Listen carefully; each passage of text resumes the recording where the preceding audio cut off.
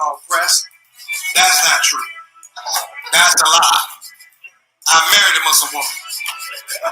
I'm oppressed.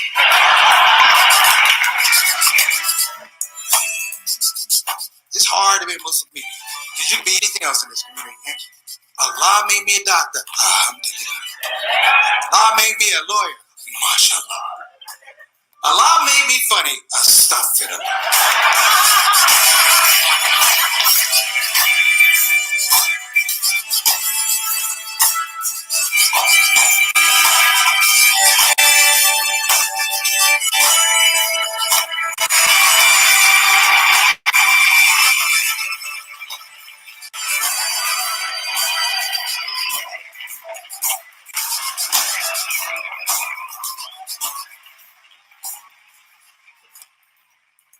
Assalamu alaikum warahmatullahi wabarakatuh, everybody.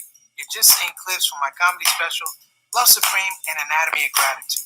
I'm Preacher Moss, and I'm asking you to help send me to prison.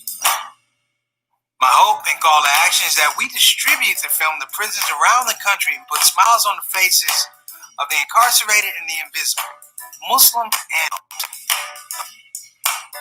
along with that, your donation will fund grants to trained returning citizens for IT jobs. It's important to support them and their families. I'm Preacher Moss. Help send me to prison.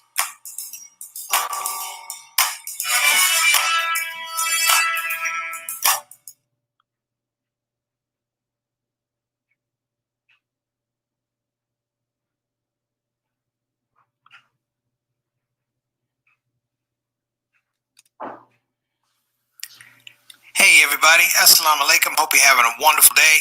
Make sure that you hit the subscribe button and the notify button so you know when you're getting new episodes, and we just want to grow this project. I thank you in advance. Without further ado, let's get it rolling. The Shout Out Show.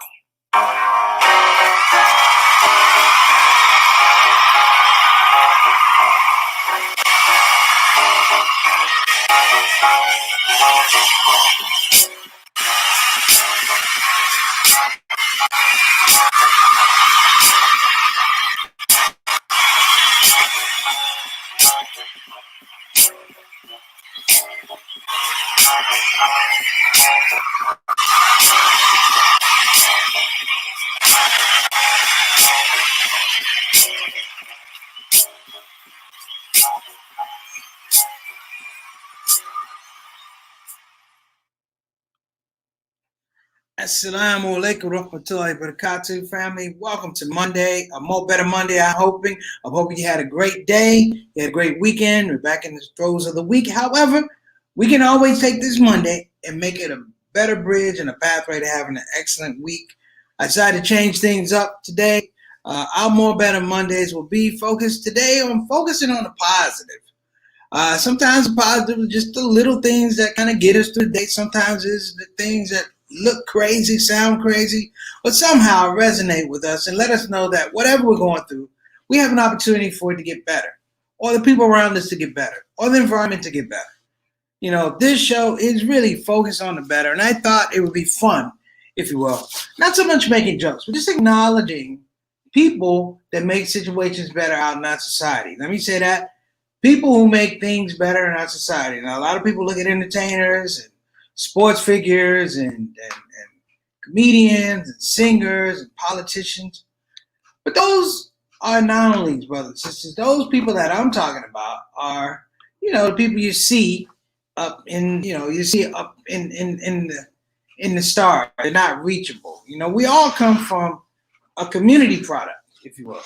A community product that we can reach out and touch our community heroes, folks that did something when we had a hard time. I remember a friend of mine had a hard time, and I didn't really have a lot of money, but I remember I was shopping, and I remember taking that person some chicken, just chicken, and not a lot of conversation.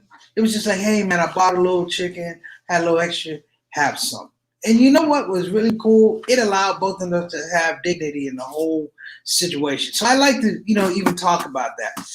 I want to make sure I go through, the upside of stuff, if you will. Top side of the show, I always invite people who are coming to the show for the first time. I see some folks that are coming back. My sister, my Jamaican sister's here on the show. I got to shout her out. Girl, you owe me a call too. I hope everything's going well with you and the family. But anybody coming on the show for the first time, the rules are simple. The rules are we have a lot of generosity on the show. So if you come on the show, you have something you want to say, put it in the comment section. You're going to get a shout out because this is a platform for everybody. So feel free to put things in the comment section. Get a shout out. We're family. That's the other thing you need to know. The shout out show is a family show. When I say family, I'm talking about the universal family, the human family. We have people from all over. We have people from here in America, the UK, Indonesia. We got folks from all over. And more importantly, we're glad to have you here. And also, if you don't mind, click the subscription box, click the notification box. And if you like the show, click the like button. You know, I'm not picky. We real easy here. Now, what you do need to know is that the people who come, the people I'm going to introduce, these are the stars in the building. You heard me say that before. These are the stars in the building. The people that come and make the show what it is. So, my sister is here. What's going on? Walaikum assalam rahmatullahi wa barakatuh.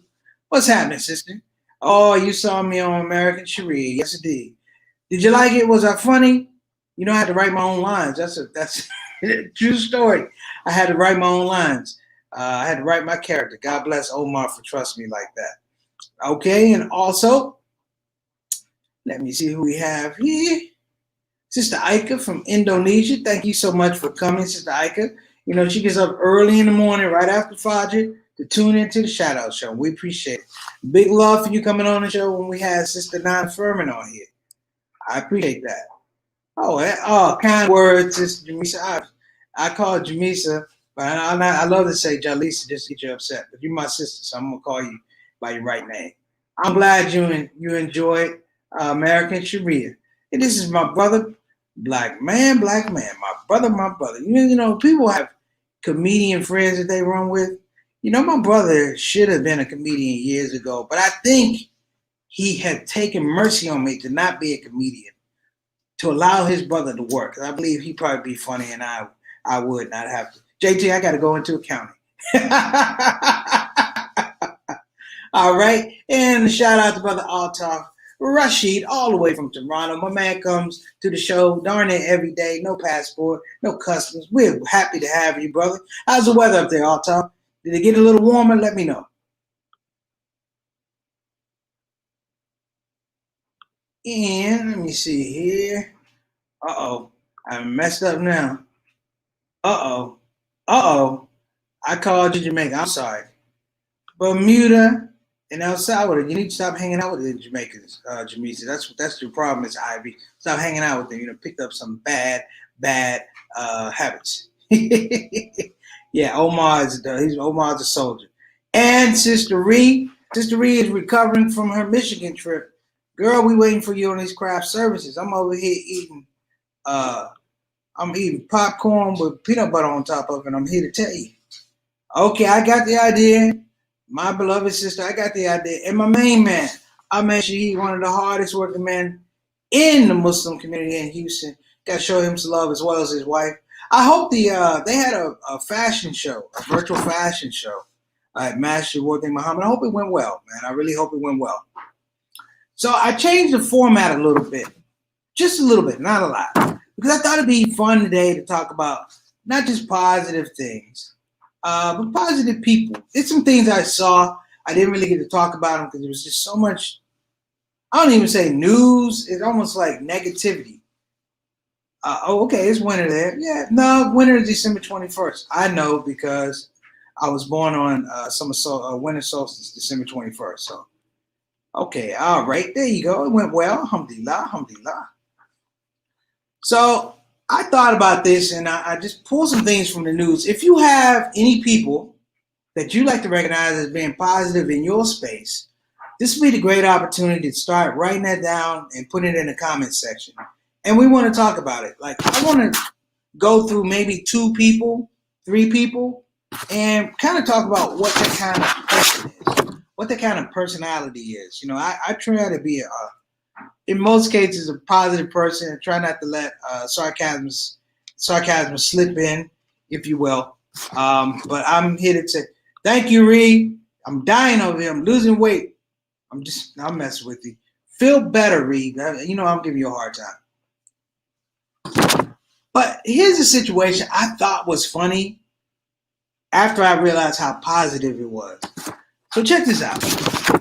Imagine you're going to get married, right? Your wedding day is coming up. Unfortunately, it's happened a lot. I just gotta stop saying that. Did I give a shout out to Sister Satana, our consultant producer?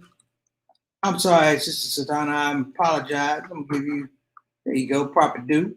Satana makes this whole thing go, brothers and sisters. So trust me, if there's no Satana Whitfield, there's no shout out show. Okay, imagine you have waited for your big day. You're going to get married. You found the guy you want. You find the girl you want. You book the hall.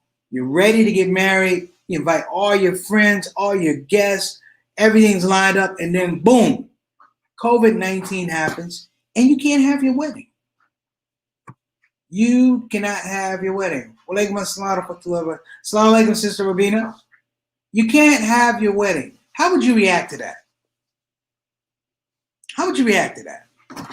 You've paid for the hall. You paid for the food. The money that you paid on catering, you cannot get back. Okay? You can't get it back. Well, this happened in Illinois with Billy Lewis and Emily Briggs. They canceled their wedding due to COVID.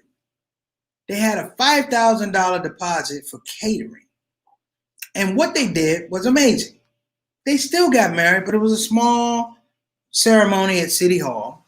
But with the money that they had, they decided to feed 200 underprivileged people, 200 people during Thanksgiving. And I was in the Washington Post, and it was all of those things. And I really love that idea. I'm coming to you next. But it was the interesting part that they took this money, and they realized the marriage was not about the money. They realized that, you know what, it's about giving. And when you have a wedding, a lot of times, yes, it's for the families to get together and celebrate the children. But these people took it another step forward and realized that there were people who were in much more dire circumstances than they were, and they took their money. They didn't ask anybody. I mean, this stuff comes out later, of course. You know, when they did it, there was no fanfare, and it fed 200 people. And I thought, you know what? I want to give some love on that one. I want to give some love. So Billy Lewis, Emily Briggs, you got a more better shout out from your brother Preacher Moss. Thank you so much for caring people about other people, caring about other people. I really appreciate that. I'm going to give a shout out in the Florida brother Ahmed, able to provide college scholarship to students in coordination with Camp Khalil and have more than 300 folks across the country watching. Let me tell you guys about Camp Khalil. This is Brother Hanif Khalil, Imam Hanif. He's been doing Camp Khalil, which has been a camp for Muslim children to go and feel comfortable and feel invited and feel, I want to say, valued. Maybe that's the word I'm looking for. To go feel valued. And I haven't been able to go to the camps, you know, just due to my schedule and sometimes just fatigue, I ain't gonna lie. But I think it's just amazing that they've been able to do this camp all even during COVID. I saw the things they did, the bowling alleys, and it's he and his wife, and he connects with the community in such a way that even during COVID, beautiful things are happening out of Camp Khalil. Beautiful things are happening. And what's more important is children are seeing adults in a can-do attitude advocating for them. And there can be nothing more powerful than that. Think about when your parents went to bat for you. These are young men and women who have adults going to bat for them. They're not even their parents. Can you imagine the amount of blessings and barakah just around the fact that as young people, they feel like their community has valued and deemed them extremely important. 300 folks across the country watching. None of them more important than the children. Let's see here. College scholarship to students. We have to find out more about that college scholarship. Ahmed, because I'm gonna give some money. Uh, I'm gonna give a couple dollars to that because that's worthwhile. Number two person,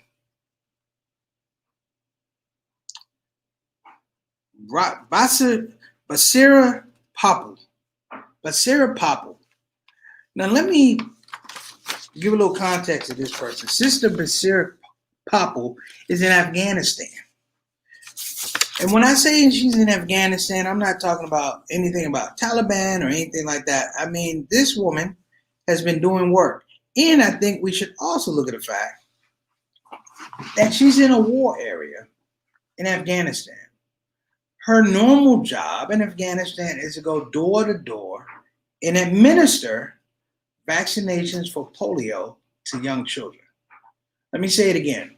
She goes door to door to administer polio vaccinations to young children. Why is this important? One, when's the last time you heard about polio here in the United States? A polio outbreak. You haven't. The United States came over vaccines a while ago.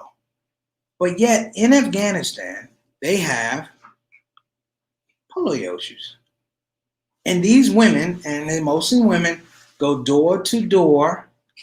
And let me tell you something. It's extremely dangerous. It's extremely dangerous for these women to go door to door because they're by themselves. And they also deal with some aspects of religious bodies in Afghanistan that have said that these vaccinations are somehow haram or witchcraft. And so a lot of these women wind up getting abused. Guess what happened in Afghanistan in the middle of all this? A COVID outbreak. And these women weren't able to give the COVID outbreak. And then they redefined and reorganized themselves. Some of them with PPE stuff, some of them not. But the idea that the children would suffer pushed them. And this woman, Sister Basira Popple, went out and she did the work along with a couple other people. Let me throw some folks up here. We got Sister, let's see. That is what Muslims are supposed to do after nikah and feed a minimum of 10 people. From that comes the barakah for the couple just married. Lots of weddings took place in the UK. Okay, that's cool. Well, I'm pretty sure Billy Lewis and Emily Briggs were not Muslim. You know, I have attended any Muslim women weddings this year. And I'm not gonna lie, I go for the food. I go for the food. Hey, if dude's getting married, your life is over. Where's the biryani? Okay, so that's another thing. Let me throw this up. Ahmed has given Camp Khalil since 2004. Has hosted youth leadership camps with some. There you go. Okay, we said polio has never been an issue in Afghanistan. I know because I go there. Okay, Sister Rabina, I'm looking at what they showed me and I read it. So, I mean, we can have this conversation. But there is an issue. They do polio vaccinations. So maybe that's why they don't have polio, because they do vaccinations. Allah knows best. But you know what? As you do normally, hit me on Instagram. I'll give you what I have. You give me what you have, and we'll come up with a conversation and we'll address it on another show. I didn't know you'd been to Afghanistan. Sister Rabina, you learn something every day. Now, the next person, I think this is interesting because this is a big issue in America.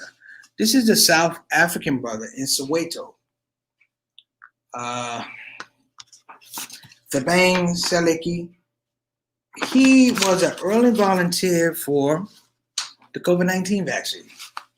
They're hailing him as a hero in South Africa for volunteering to be, and they have like 150 trials, so I don't know how many trials he's doing. But he takes the bus, he goes to the hospital, he's taking the vaccine, he's tested regularly. But he was a step-up guy. He was a step-up guy. Now, I'm saying this because here in the United States, we have a vaccine, whether you like it or not, it's going to roll out. And there's a lot of consternation about particularly African Americans taking this vaccine. Now, we do have Pause for the cause. We have issues like what was done to Native Americans. We also have the long-standing issue and oft discussion and pushed off discussion of the Tuskegee syphilis experiment, which I said went at one point for over 40 years, and it was only stopped because of a mistake. Somebody discovered that it was still going on. That in and of itself worries people. Don't want to get into a whole big discussion about vaccines. I mean, I've taken vaccines. I was a kid. Most of us all had some kind of vaccine. But there is a faction of people who don't believe in vaccines. I think one of the Kennedy family members talked about a vaccine leading to autism. So I'm not saying, but this is an adult taking the vaccine. Children, they don't have a voice.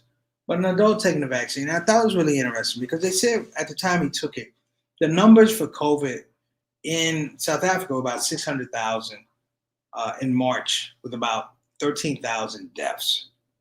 I'm not sure what that number looks like now. It'd be interesting to go back and find out what it looks like now, December 2020, in terms of the actual COVID numbers. Did that vaccine, has it taken place? Because what is not really discussed in the United States is the amount of other countries that have been working on vaccines. We're dealing with people who are working on vaccines, trying to get them licensed. There are other countries that went straight to it. Truth be told, one of the early hopes for COVID relief or COVID vaccination was a drug, Remdesivir. Long story short, it was supposed to be the vaccine or the cure for Ebola. Wound up not being an Ebola cure. The only thing with Ebola is it has to eat itself up and a lot of other bad stuff. But it was thought to be a life send or a life raft over here in the United States. Didn't happen. So I want to also throw out a couple people. And I want to talk about the aspect of folks who do good. What is the nature of folks who do good? Why do they do good? A lot of times we do things for people. There's no fanfare, there's no media, there's no social media. A lot of us are at that age where doing something for someone else was purely transformational. When I say transformation, it means that we were doing something to help somebody move out of a situation or transition out of a situation, or even just provide a moment of relief, momentary relief. What's interesting now is that the pockets of good are not yelled or celebrated enough. Have we become a country that revels in bad news? That's sad about bad news. We are consumed with negativity. We like negative stuff. Like this might be one of the a low-ranking show. Excuse me, man. Like people might like the idea of focusing on a positive. We still have a whole series of elections that are supposed to happen. And even after the presidential election, people are still tied into the negative. Why is that? I thought about the people I just thought about. There was a woman, she is from Bangalore, India. I can't remember her name. She's I can tell you her name. I'll just be killing it. But this is what I thought when I read about this woman. Shilapati, that's all I got. Shilapati A.S., that's her name. But Sister Shilapati is interesting because she actually executes and does testing for COVID in India. She does the swabs for folks. And if you ever had the swabs and been nasally violated, you know it's not fun. But she does it every day. And what they said was she does it to the point whereby she can't see her own children. Check this. She can't see her own children. Her advocacy for human life doesn't allow her to have normal family life or social life because she doesn't want her children to come to her and possibly catch COVID. That's a lot of dedication. That's a lot of dedication. It's also something spiritual. I want to say a spiritual weight that you put down on a problem to keep the problem down. We talk about uplifting our spirits. Sometimes you need the spirits to sit on the problem, to weigh the problem down, to not let it rise to a certain level of effectiveness or problematic behavior.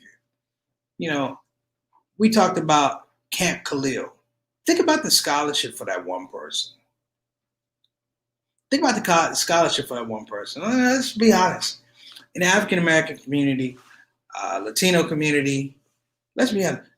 Kids going to college is becoming a bit of an anomaly now. Only a third of our kids are going to college. A third. They say even less than a third. So they're not getting 4-year educations. They're not getting their masters. They're not going to law school because it's a procedure. To collect $200, you must pass go at each level of education. And here we have a scholarship to somebody. I don't know who the scholarship was, but it's just the idea that this is literally feeding the conversation I had. This is zakat. This is not 2.5 of your, no, because you can't wait a year to do it. This is zakat in its most purest form. Now, there's a lot of legal entanglements and spiritual arguments that you can make, Islamic law arguments, but I'm saying here in the United States, you are giving at the highest point of your wealth. You're giving at the highest point of your generosity. Not 2.5. If you're giving somebody a scholarship, that's like 10.5. That's like 20.5. And the people that I spoke about, they're normal people. They're average, everyday people.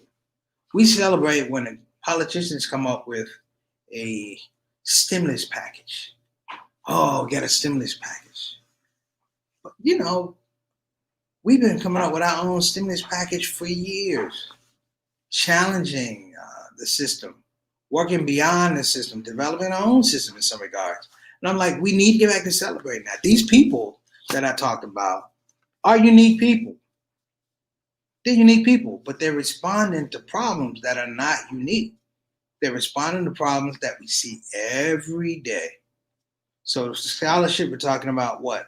Education. Billy and Emily, what are we talking about? Feeding the hungry. I think Sister Rabina had something, you're on to something about the NICA part. Feed a minimum of 10 people, poor people. I think that's, I don't really think that's done as much as it's supposed to be. Unless, I think the idea is you should be able to take food to the poor, not just have them come to a NICA. Take it to the poor. I know that happens sometimes. But my point is, this is the giving gene. This is the charity gene that we have to rediscover. That we have to look to folks and say, hey, listen, I have it in me. Do you have it in you? Can we work together and develop something? Because kindness is a network, brothers and sisters. Goodwill is a network. And it has to be connected to people. Otherwise, it won't happen. It won't happen. I was talking to a friend of mine earlier today, and I was telling her how I learned charity when I was young. When I say young, I'm talking about 7, 8 years old. And I remember my grandmother would make me sit with a woman named Miss Hill. And Miss Hill, when I was younger, she would yell, and, hey, boy, she's a country lady. She's from down south. But as I got older, unfortunately, Miss Hill, who was a wonderful lady, she had a massive stroke. And the stroke left her paralyzed, unable to speak. And I felt horrible about it. My grandmother said, you want to do something about it? And I thought maybe, I would, sweep off her porch. My grandmother said, go talk to Miss Hill. And I went up there, and I'm like, up the street halfway, and I looked back at my grandmother, but she doesn't speak. She said she understands generosity. Isn't that crazy? She understands generosity. And I went, and this is into my teens. When I would go to my grandmother's house, I would go sit with Miss Hill and I would talk to her. While she couldn't talk, she could blink. She thought something funny, she blinked really, really fast. She thought I said something stupid, she blinked slow. And if she thought I wasn't doing what I was supposed to do in school, she just closed her eyes. But my grandmother said something. And what she was saying was, we all, at some point in time, have to invest in generosity. The transformational, if you will, beyond the transactional. To give somebody $1, to give somebody $100, you don't know where that money's going to go, but you're trusting in the spirit of the giving that it will find its right place. That when you let that money go, that is a spiritual action, and that the money will, out of your hands, brothers and sisters, find its destination where it does the most good. And so these people, Sister Basira, Billy, Emily, Shalapi, Tabang. I'm going to shout out my main man, Imam Hanif. All of you. All of you. Literally. I can go down the list. Sister Sharon, walaikum assalam. Yes, always give. Always give. But I would encourage all of us, self-included, to celebrate the good, to celebrate the reasonable good. Sometimes people want to do a whole lot of stuff. No, celebrate the small things. I'm going to tell you about this fundraiser I went to, and then I'm going to wrap this thing up. I was at a fundraiser, brothers and sisters, and the people who came to the fundraiser were literally the people we were trying to help. Nobody else came to the fundraiser. Can you imagine the people who are in need are the only ones that show up to the fundraiser?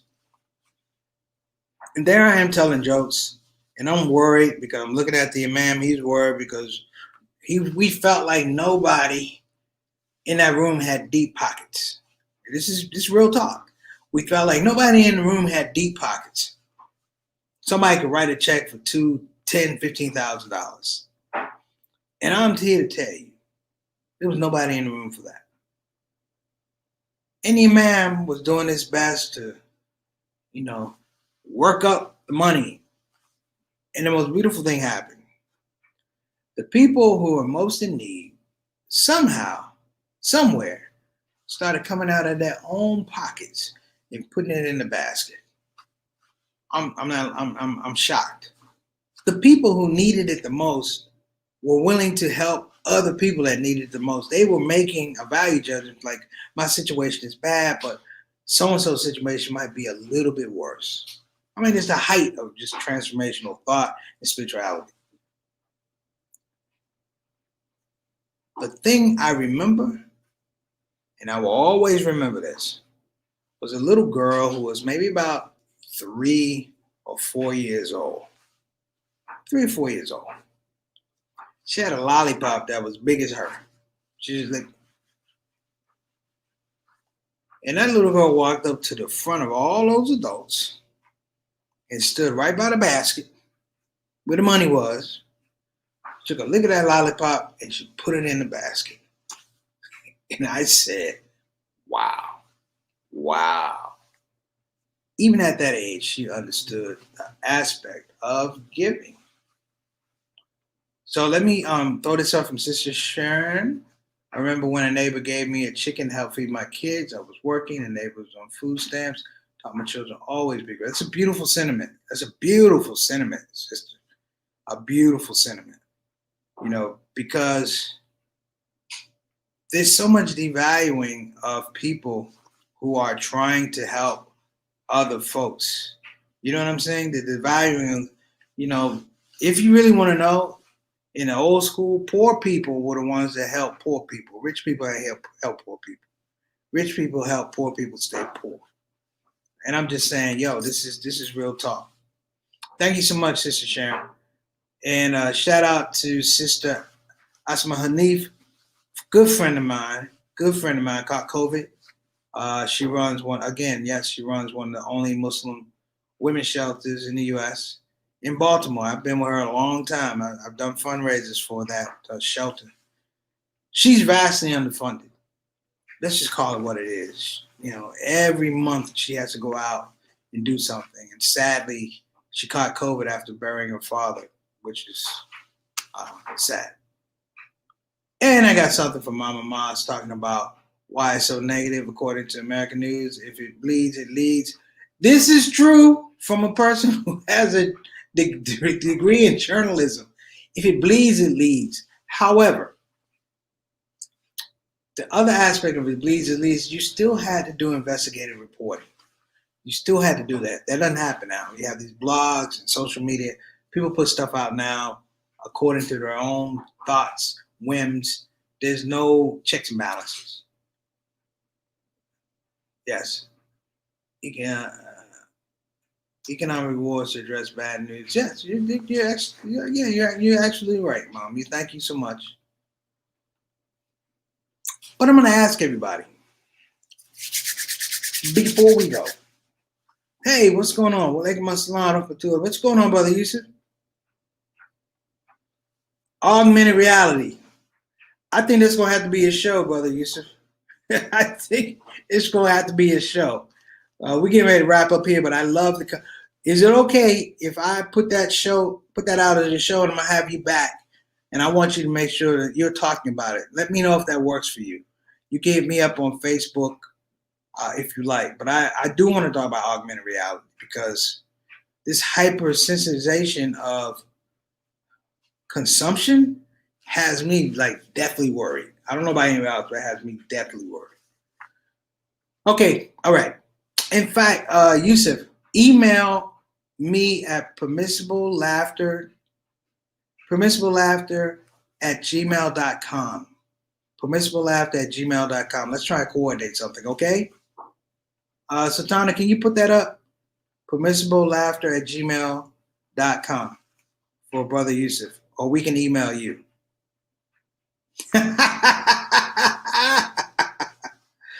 All right.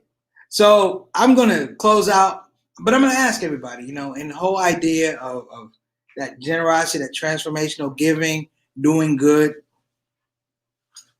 Everybody dig down a little bit when you see somebody in need and think of that little girl I told you about with the big lollipop.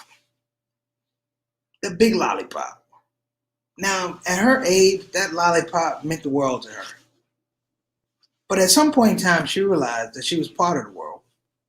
And she decided that the lollipop was not as important. And she put it in with the rest of the giving. That lollipop to me was probably the most valuable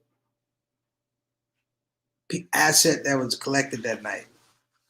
And what was funny was after that, we all came up with some kind of money. And we gave the little girl back a lollipop. Why? Because she had given us such a level of inspiration we could not change. So I'll see you guys tomorrow. God bless. Assalamu alaikum wa rahmatullahi wa barakatuh. This is Preacher Ma's Shout Out Show. Stay wonderful, stay genuine, and I'll see you tomorrow, inshallah.